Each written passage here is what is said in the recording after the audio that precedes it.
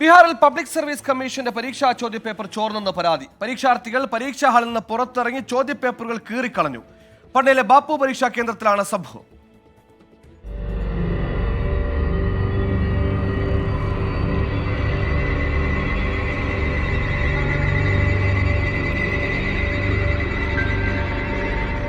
തൊള്ളായിരം കേന്ദ്രങ്ങളിലായി 5 ലക്ഷം വിദ്യാർത്ഥികൾ എഴുതിയ PSC പരീക്ഷാ ചോദ്യപേപ്പറുമായി ബന്ധപ്പെട്ടാണ് ആരോപണം. 4000-ലധികം വിദ്യാർത്ഥികൾ പരീക്ഷ എഴുതിയ പട്നയിലെ ബാപ്പു പരീക്ഷാ സെന്ററിൽ പരീക്ഷ തുടങ്ങാൻ 40 മിനിറ്റോളം വൈകി. ഈ സമയത്താണ് പരീക്ഷാ പേപ്പർ സമൂഹമാധ്യമങ്ങളിലൂടെ ചോർന്നുവെന്ന ആരോപണവുമായി പരീക്ഷ എഴുതാൻ വന്നവർ രംഗത്തെത്തിയത്. കയ്യിൽ കിട്ടിയ ചോദ്യപേപ്പർ തുറന്നത് പരീക്ഷാ ഹാളിൽ നിന്നല്ലെന്നും നേരത്തെ തന്നെ ചോദ്യപേപ്പർ ബുക്ക്ലെറ്റ് പൊട്ടിച്ച നിലയിലുമായിരുന്നുവെന്ന് ഉദ്യോഗാർത്ഥികൾ ആരോപിക്കുന്നു.